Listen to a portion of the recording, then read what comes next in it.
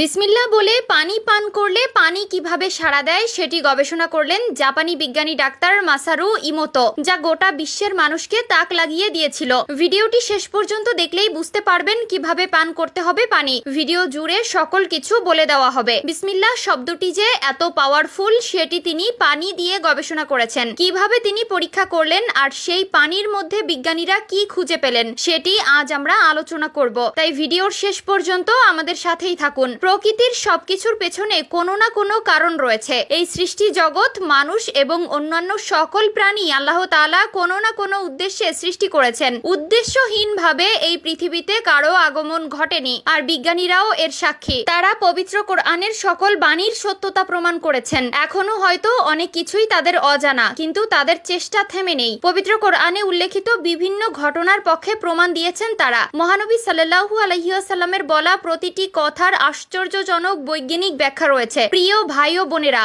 আমাদের জীবনের উদ্দেশ্য কি শুধুই ধর্মীয় আচার আচরণ পালন করা? নামাজ, জাকাত, রোজা, সদকা এগুলো শুধু ধর্মীয় উদ্দেশ্য পালন করতে বলা হয়নি, বরং ধর্মীয় চর্চার বাইরেও এর উদ্দেশ্য রয়েছে। প্রকৃতিতে আণবিক শক্তির নিম্ন স্তর থেকে শুরু করে আমাদের চারিপাশে বিদ্যমান সকল শক্তি একে অপরের সঙ্গে কোনো না কোনো ভাবে সংযুক্ত। এই শক্তির ধারণার পরিপ্রেক্ষিতে যা আমরা প্রয়োগ করব তা আমরা ফেরত পাবো। সম্প্রতি বিজ্ঞানীগণ একটি আশ্চর্যজনক বিষয় খুঁজে পেয়েছেন। তারা পানির উপরে কোরআনের আয়াতের প্রভাব সম্পর্কে জানার চেষ্টা করেছেন। যেহেতু মুসলিমগণ প্রতিবার খাদ্য গ্রহণ এবং পানি পান করার পূর্বে বিসমিল্লাহির রহমানির রহিম পড়ে এবং দোয়া করে, এজন্য বিজ্ঞানীরা গবেষণা করার জন্য পানির আণবিক পদার্থের উপর কোরআনের আয়াতের প্রভাব বুঝতে একটি অনুসন্ধান চালিয়েছেন। মূলত পানির আণবিক পদার্থের উপরে মানবীয় কল্পনা, আকর্ষণ, বিকর্ষণ, উপলব্ধি এবং শব্দ সুস্পষ্টভাবে প্রভাব ফেলতে পারে। জাপানের একজন বিখ্যাত বিজ্ঞানী ডাক্তার মাসারু ইমোতো একটি পরীক্ষা করেন এ বিষয়ে। প্রথমে তিনি পানির তরঙ্গের উপর কোরআনের আয়াত চালনা করেন, আর এরপর বিসমিল্লাহ শব্দটির ক্ষেত্রেও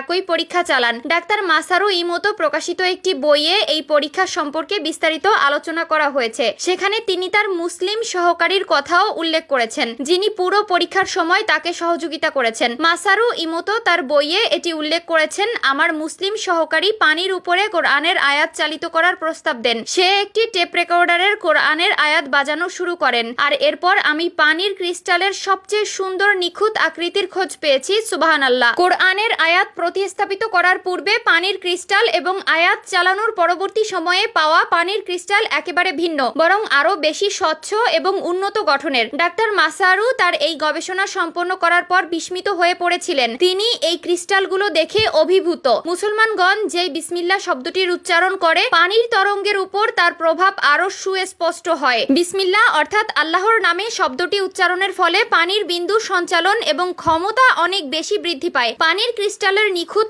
আকার ফুটে ওঠে। হযরত মুহাম্মদ সাল্লাল্লাহু আলাইহি ওয়াসাল্লামের সময় থেকে মুসলিমরা বিসমিল্লাহ শব্দটি অনুশীলন করে আসছে। এই পরীক্ষায় আরো একটি বিষয় জানা যায়, যদি পানির উপর খারাপ শব্দ বা আওয়াজের প্রতিফলন ঘটানো হয় তাহলে পানির ক্রিস্টালের অত্যন্ত বাজে চিত্র ফুটে ওঠে, কিংবা সুস্পষ্ট কোনো চিত্রই খুঁজে পাওয়া যায় না। ভালো কথা, সুন্দর শব্দ, কোরআনের আয়াত দিয়ে পানির অত্যন্ত নিখুঁত ক্রিস্টালের আকার খুঁজে পাওয়া সম্ভব। আমরা মুসলমানগণ যখন পানি পান করার সময় বিসমিল্লাহ শব্দটি বলি, তখন শক্তি বিকিরণ শুরু হয় এবং এই শক্তি পানির সামগ্রিক শক্তির উপর সরাসরি প্রভাব ফেলে। সুবহানাল্লাহ।